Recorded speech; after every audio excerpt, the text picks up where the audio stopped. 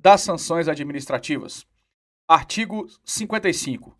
A União, os Estados, o Distrito Federal, em caráter concorrente e nas suas respectivas áreas de atuação administrativa, baixarão normas relativas à produção, industrialização, distribuição e consumo de produtos e serviços.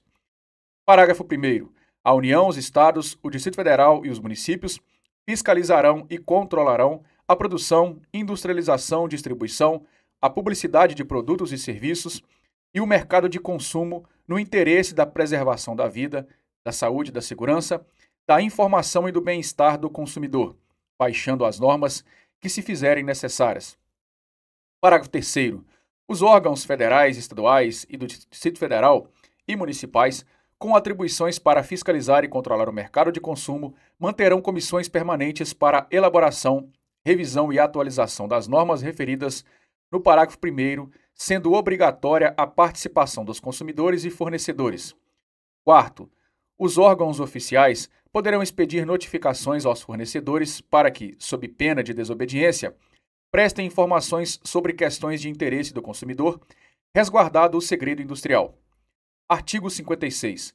As infrações das normas de defesa do consumidor ficam sujeitas, conforme o caso, às seguintes sanções administrativas, sem prejuízo das de natureza civil, penal e das definidas em normas específicas. Inciso 1, multa. 2, apreensão do produto. 3, inutilização do produto. 4, cassação do registro do produto junto ao órgão competente. 5, proibição de fabricação do produto. 6, suspensão de fornecimento de produtos ou serviço. 7, suspensão temporária de atividade. 8, revogação de concessão ou permissão de uso. 9, cassação de licença do estabelecimento ou de atividade. 10, interdição total ou parcial de estabelecimento de obra ou de atividade. 11, intervenção administrativa. E 12, imposição de contrapropaganda. Parágrafo único. As sanções previstas neste artigo serão aplicadas pela autoridade administrativa no âmbito de sua atribuição, podendo ser aplicadas cumulativamente, inclusive por medida cautelar antecedente ou incidente de procedimento administrativo. Artigo 57. A pena de multa, graduada de acordo com a gravidade da infração, a vantagem auferida e a condição econômica do fornecedor, será aplicada mediante procedimento administrativo, revertendo para o fundo de que trata a Lei 7.347 os valores cabíveis à União ou para os fundos nacionais ou municipais de proteção ao consumidor nos demais casos. Parágrafo único. A multa será em montante não inferior a 200 e não superior a 3 milhões de vezes o valor da unidade fiscal de referência ou índice equivalente que venha a substituí-lo. Artigo 58. As penas de apreensão, de inutilização de produtos, de proibição de fabricação de produtos, suspensão do fornecimento de produto ou serviço, cassação do registro do produto e revogação da concessão ou permissão de uso serão aplicados pela administração mediante procedimento administrativo, assegurada ampla defesa, quando forem constatados vícios de quantidade ou de qualidade por inadequação ou insegurança do produto ou serviço. Artigo 59. As penas de cassação de alvará de licença, de interdição e de suspensão temporária da atividade, bem como a de intervenção administrativa, serão aplicadas mediante procedimento administrativo, assegurada ampla defesa, quando o fornecedor reincidir na prática das infrações de maior gravidade previstas neste Código e na legislação de consumo. Parágrafo 1º. A pena de cassação da concessão será aplicada à concessionária de serviço público quando violar obrigação legal ou contratual. Parágrafo 2º. A pena de intervenção administrativa será aplicada sempre que as circunstâncias de fato desaconselharem a cassação de licença, interdição ou suspensão da atividade. Terceiro, pendendo a ação judicial na qual se discuta a imposição de penalidade administrativa, não haverá reincidência até o trânsito em julgado da sentença. Artigo 60. A imposição de contrapropaganda será cominada quando o fornecedor incorrer na prática de publicidade enganosa ou abusiva, nos termos do artigo 36 e seus parágrafos, sempre às expensas do infrator. Parágrafo 1º. A contrapropaganda será divulgada pelo responsável da mesma forma, frequência e dimensão, e preferencialmente no mesmo veículo, local, espaço e horário, de forma capaz de desfazer o malefício da publicidade enganosa ou abusiva. Título 2 das infrações penais. Artigo 61. Constituem crimes contra as relações de consumo previstas neste Código, sem prejuízo do disposto no Código Penal e leis especiais, as condutas tipificadas nos artigos seguintes. Artigo 62, vetado. 63. Omitir dizeres ou sinais ostensivos sobre a nocividade ou periculosidade de produtos nas embalagens, nos invólucros, recipientes ou publicidade. Pena de 6 meses, pena de detenção de 6 meses a 2 anos de multa. Parágrafo 1º. Incorrerá nas mesmas penas quem deixar de alertar, mediante recomendações escritas ostensivas, sobre a periculosidade do serviço a ser prestado. Parágrafo 2º. Se o crime é culposo, pena de detenção de 1 a 6 meses ou multa. Artigo 64. Deixar de comunicar à autoridade competente e aos consumidores a nocividade ou periculosidade de produtos cujo conhecimento seja posterior à sua colocação no mercado. Pena de detenção de 6 meses a 2 anos e multa. Parágrafo único. Incorrerá nas mesmas penas quem deixar de retirar do mercado imediatamente, quando determinado pela autoridade competente, os produtos nocivos ou perigosos na forma deste artigo. Artigo 65. Executar serviços de alto grau de periculosidade, contrariando determinação de autoridade competente. Pena de detenção de 6 meses a 2 anos e multa. Parágrafo 1º. As penas deste artigo são aplicáveis sem prejuízo das correspondentes à lesão corporal e à morte. Segundo, a prática do disposto no inciso 14 do artigo 39 desta lei caracteriza o crime previsto no caput desse artigo. Artigo 66.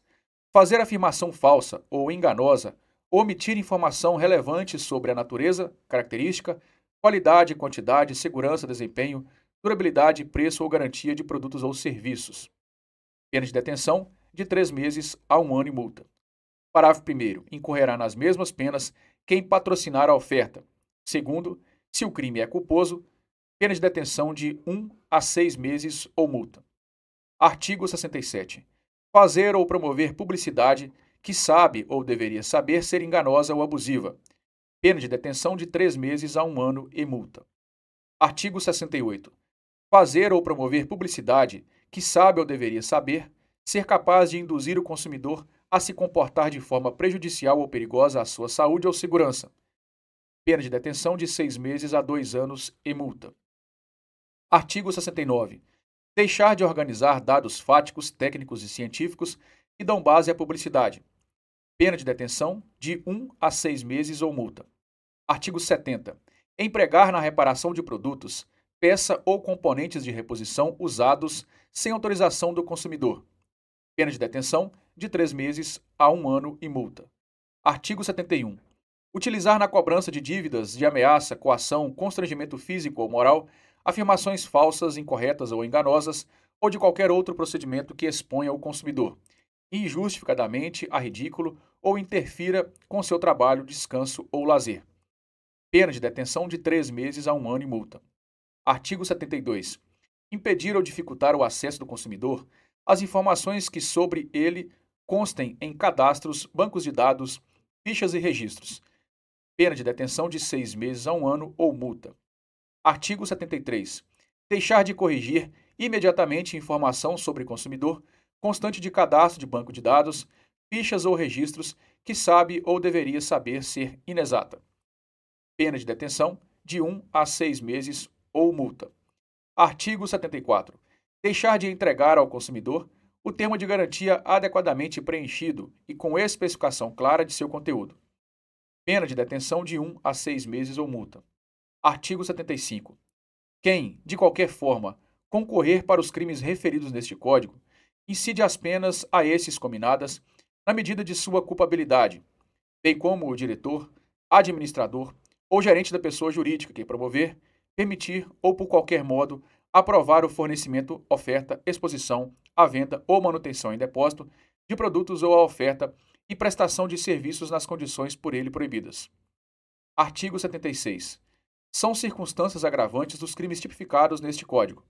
Inciso 1. Serem cometidos em época de grave crise econômica ou por ocasião de calamidade. 2. Ocasionarem grave dano individual ou coletivo. 3. Dissimular-se a natureza ilícita do procedimento. 4. quando cometidos, alínea A, por servidor público ou por pessoa cuja condição econômica e social seja manifestamente superior à da vítima. B. Em detrimento de operário ou rurícola de menor de 18 anos ou maior de 60 anos, ou pessoas portadoras de deficiência mental interditadas ou não.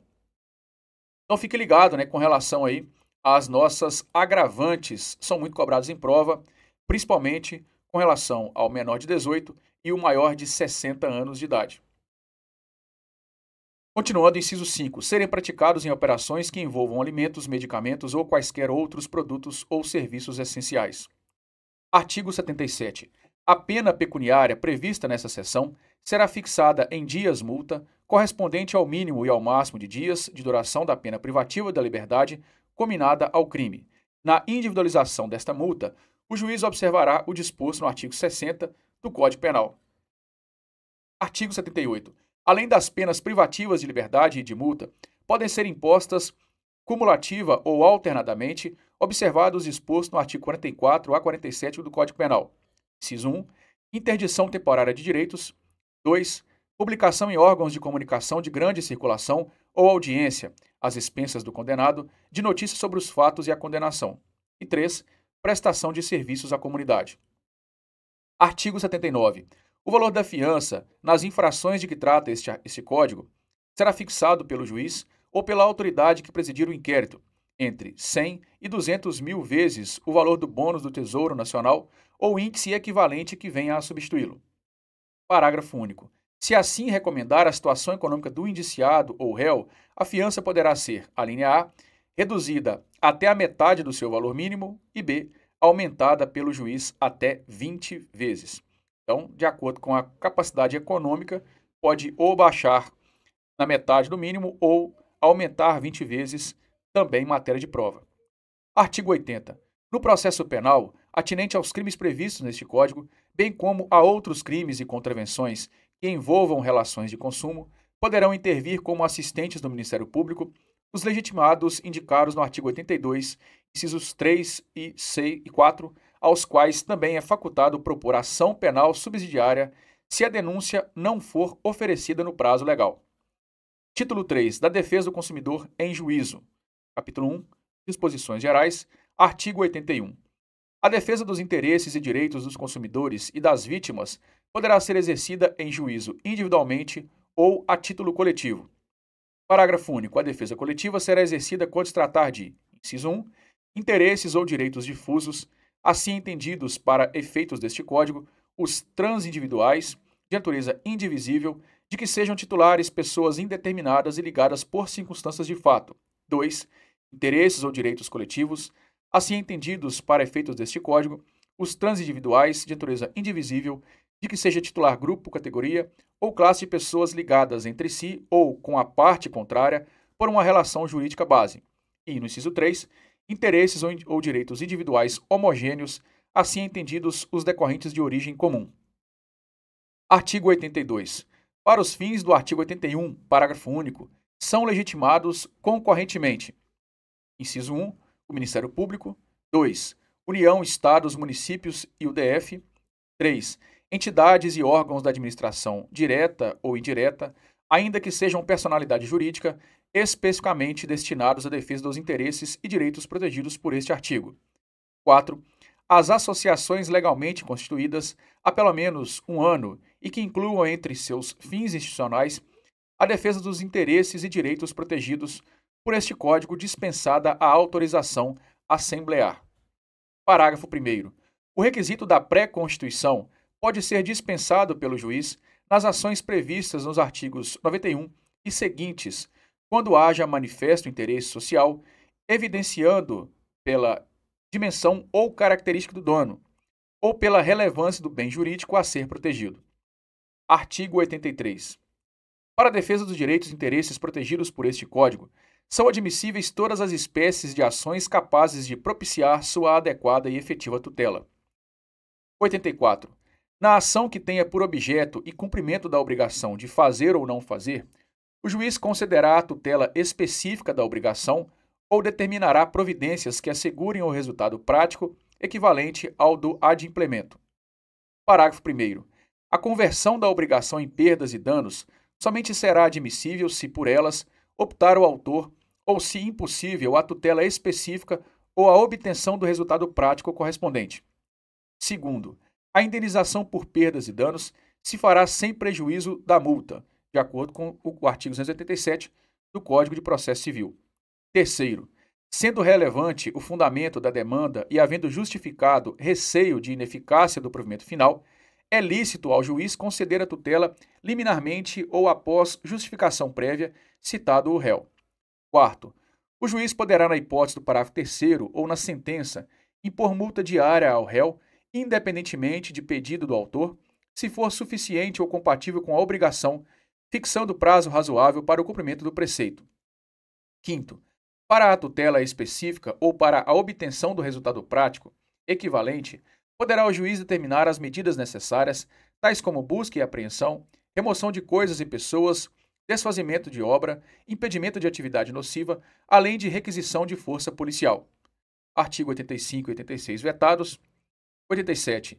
Nas ações coletivas de que trata este Código, não haverá adiantamento de custas, emolumentos, honorários periciais e quaisquer outras despesas, nem condenação da associação autora, salvo comprovado má-fé, em honorários de advogados, custas e despesas processuais. Parágrafo único. Em caso de litigância de má-fé, a associação autora e os diretores responsáveis pela propositura da ação serão solidariamente condenados em honorários advocatícios e ao décuplo das custas, sem prejuízo da responsabilidade por perdas e danos. Artigo 88. Na hipótese do artigo 13, parágrafo único deste Código, a ação de regresso poderá ser ajuizada em processo autônomo, facultada a possibilidade de prosseguir-se nos mesmos autos, vedada a denunciação da lide. Artigo 90.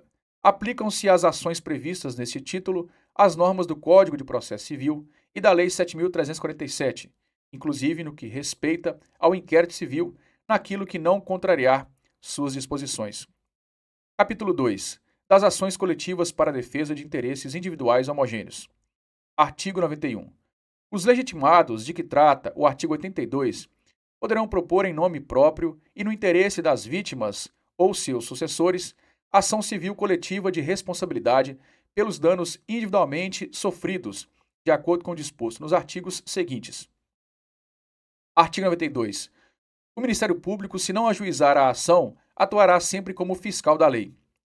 93. Ressalvada a competência da Justiça Federal, é competente para a causa a Justiça Local. Inciso 1. No foro do lugar onde ocorreu ou deva ocorrer o dano, quando de âmbito local. E 2. No foro da capital do Estado ou no DF, para os danos de âmbito nacional ou regional, aplicando-se as regras do Código de Processo Civil aos casos de competência concorrente.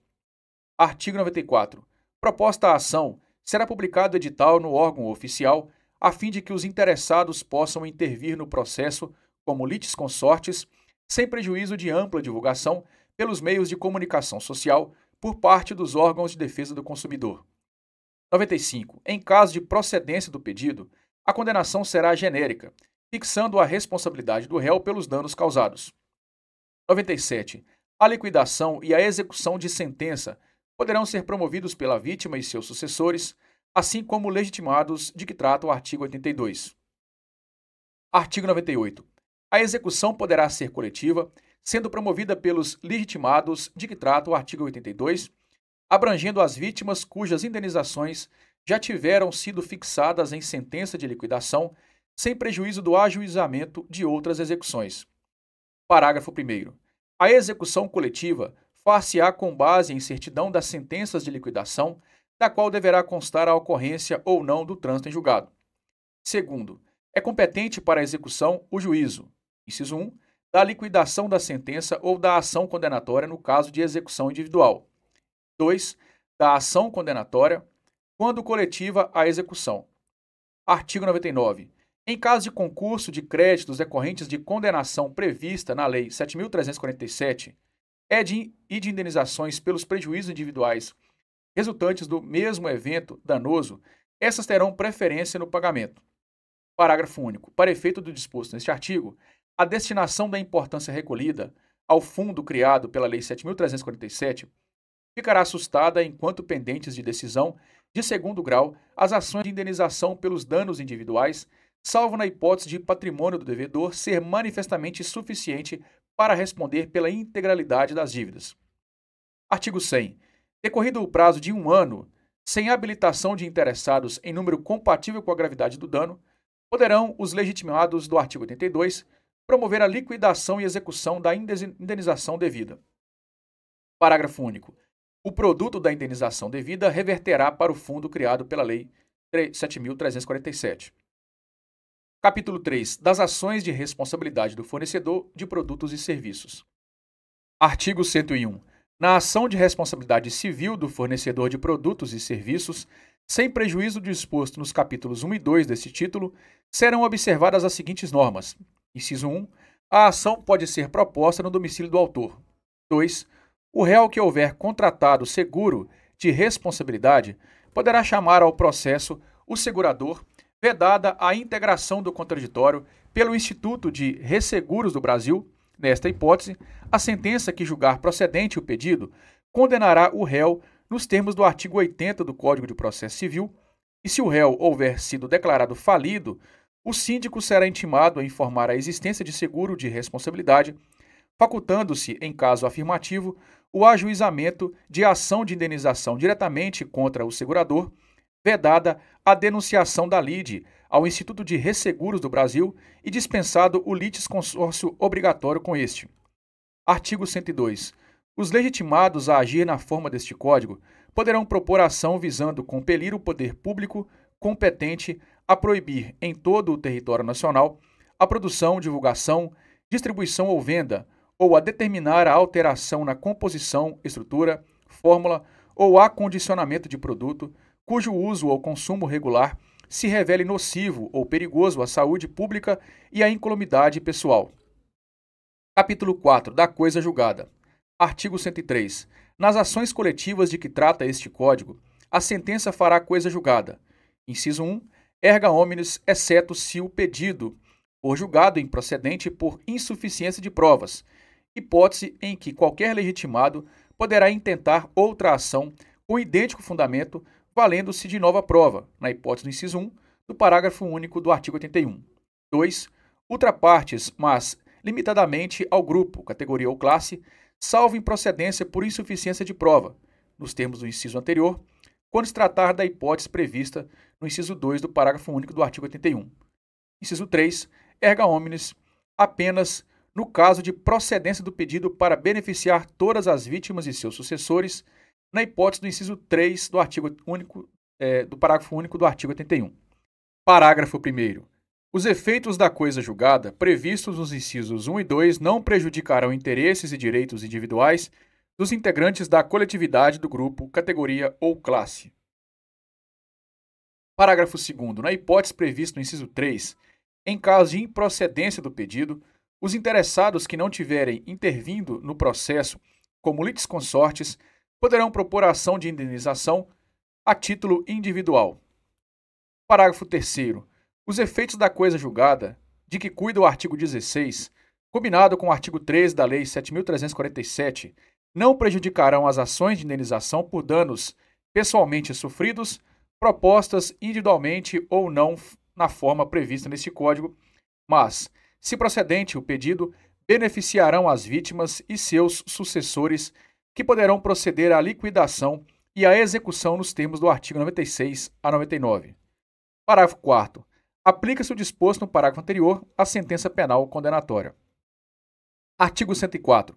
As ações coletivas previstas nos incisos 1 e 2 e do parágrafo único do artigo 81 não induzem litispendência para as ações individuais, mas os efeitos da coisa julgada erga omnes ou ultrapartes, a que aludem os incisos 2 e 3 do artigo anterior, não beneficiarão os autores das ações individuais, se não for requerida sua suspensão no prazo de 30 dias a contar da ciência nos autos do ajuizamento da ação coletiva.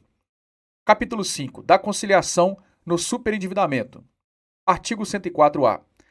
A requerimento do consumidor superendividado, pessoa natural, o juiz poderá instaurar processo de repactuação de dívidas com vistas à realização de audiência conciliatória presidida por ele ou por conciliador credenciado no juízo, com a presença de todos os credores de dívidas previstas no artigo 54-A deste Código, na qual o consumidor apresentará proposta de plano de pagamento com prazo máximo de 5 anos, preservados o mínimo existencial nos termos da regulamentação e as garantias e as formas de pagamento originalmente pactuadas.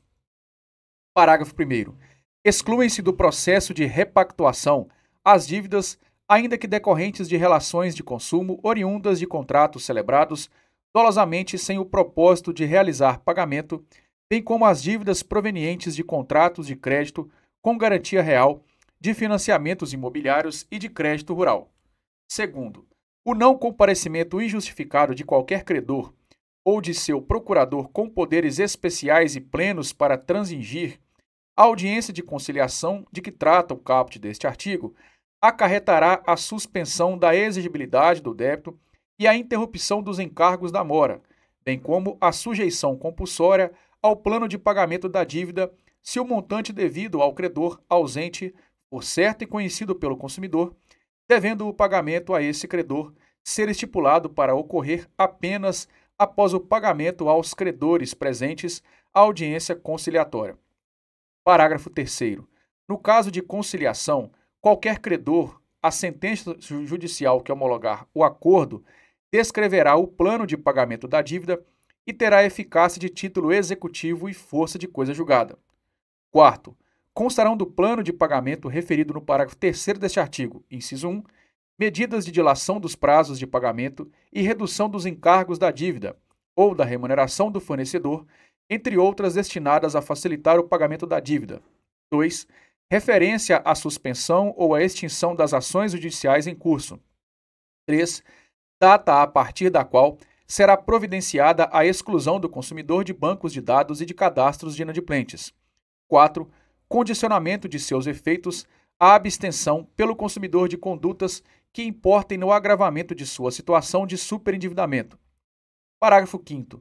O pedido do consumidor a que se refere o caput deste artigo não importará em declaração de insolvência civil e poderá ser repetido somente após decorrido o prazo de 2 anos, contados da liquidação das obrigações previstas no plano de pagamento homologado, sem prejuízo de eventual repactuação. Artigo 104b. Se não houver êxito na conciliação em relação a quaisquer credores, o juiz, a pedido do consumidor, instaurará processo por superendividamento para revisão e integração dos contratos e repactuação das dívidas remanescentes mediante plano judicial compulsório e procederá à citação de todos os credores cujos créditos não tenham integrado o acordo porventura celebrado. Parágrafo 1º. Serão considerados no processo por superendividamento, se for o caso, os documentos e as informações prestadas em audiência. Segundo, no prazo de 15 dias, os credores citados juntarão documentos e as razões da negativa de aceder ao plano voluntário ou de renegociar. Terceiro, o juiz poderá nomear administrador, desde que isso não onere as partes, o qual, no prazo de até 30 dias após cumpridas as diligências eventualmente necessárias, apresentará plano de pagamento que contemple medidas de temporização ou de atenuação dos encargos. Quarto, o plano judicial compulsório assegurará aos credores, no mínimo, o valor do principal devido, corrigido monetariamente por índices oficiais de preço e preverá a liquidação total da dívida, após a quitação do plano de pagamento consensual previsto no artigo 104-A deste Código e em, no máximo, 5 anos, sendo que a primeira parcela será devida no prazo máximo de 180 dias, contado da sua homologação judicial, e o restante do saldo será devido em parcelas mensais iguais e sucessivas. Artigo 104-C. Compete concorrente e facultativamente aos órgãos públicos integrantes do Sistema Nacional de Defesa do Consumidor a fase conciliatória e preventiva do processo de repactuação de dívidas nos moldes do artigo 104-A deste Código, no que couber com possibilidade de o processo ser regulado por convênios específicos celebrados entre os referidos órgãos e as instituições credoras ou suas associações. Parágrafo 1º. Em caso de conciliação administrativa, para prevenir o superendividamento do consumidor, pessoa natural, os órgãos públicos poderão promover, nas reclamações individuais, audiência global de conciliação com todos os credores e, em todos os casos, facilitar a elaboração de plano de pagamento, preservado o mínimo existencial nos termos da regulamentação sob a supervisão desses órgãos, sem prejuízo das demais atividades de reeducação financeira cabíveis. Segundo, o acordo firmado perante os órgãos públicos de defesa do consumidor, em caso de superendividamento do consumidor pessoa natural, incluirá a data a partir da qual será providenciada a exclusão do consumidor de bancos de dados e cadastros de inadimplentes, bem como o condicionamento de seus efeitos à abstenção pelo consumidor de condutas que importem no agravamento de sua situação de superendividamento, especialmente a de contrair novas dívidas. Título 4. Do Sistema Nacional de Defesa do Consumidor. Artigo 105. Integram o Sistema Nacional de Defesa do Consumidor os órgãos federais e estaduais, do DF e municipais e as entidades privadas de defesa do consumidor. Artigo 106. O Departamento Nacional de Defesa do Consumidor, da Secretaria Nacional de Direito Econômico, ou órgão federal que venha substituí-lo, é organismo de coordenação da política do Sistema Nacional de Defesa do Consumidor, cabendo-lhe, inciso 1, planejar, elaborar, propor, coordenar e executar a Política Nacional de Proteção ao Consumidor. 2. Receber, analisar, avaliar e encaminhar consultas, denúncias ou sugestões apresentadas por entidades representativas ou pessoas jurídicas de direito público ou privado. 3. Prestar aos consumidores orientação permanente sobre seus direitos e garantias. 4. Informar, conscientizar e motivar o consumidor através dos diferentes meios de comunicação. 5. Solicitar à Polícia Judiciária a instauração de inquérito policial para a apreciação de delito contra os consumidores nos termos da legislação vigente. 6. Representar ao Ministério Público competente para fins de adoção de medidas processuais no âmbito de suas atribuições. 7. Levar ao conhecimento dos órgãos competentes as infrações de ordem administrativa que violarem os interesses difusos, coletivos ou individuais dos consumidores. 8. Solicitar o concurso de órgãos e entidades da União, Estados, DF e municípios, bem como auxiliar a fiscalização de preços, abastecimento, quantidade e segurança de bens e serviços.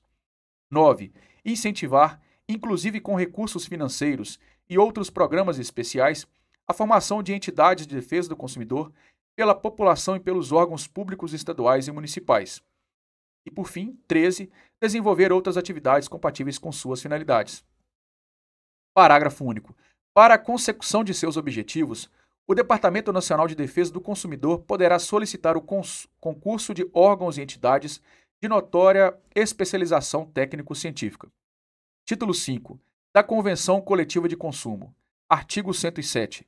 As entidades civis de consumidores e as associações de fornecedores ou sindicatos de categoria econômica podem regular por convenção escrita relações de consumo que tenham por objeto estabelecer condições relativas ao preço, à qualidade, quantidade, garantia e características de produtos e serviços, bem como a reclamação e composição do conflito de consumo. Parágrafo 1º. A convenção torna-se-á obrigatória a partir do registro de instrumento no cartório de títulos e documentos. Segundo, a convenção somente obrigará os filiados às entidades signatárias. Terceiro, não se exime de cumprir a convenção o fornecedor que se desligar da entidade em data posterior ao registro do instrumento. No título 6, nas disposições finais, do artigo 109 até o final 119, são apenas alterações de outras leis que não são muito comuns, não são recorrentes em prova. Então, finalizamos o nosso Código de Defesa do Consumidor. Espero que tenha gostado de coração. Muito obrigado pela participação. Deixe aí o seu like, se inscreve aí no canal, ative o sininho de notificação. Fique sempre por dentro de tudo que acontece aqui no nosso canal, trazendo sempre legislação atualizada, questões de prova, súmulas, jurisprudências, doutrinas, tudo voltado para nossos concursos e a prova da OAB. Galera, muito obrigado, fiquem com Deus, grande abraço, valeu!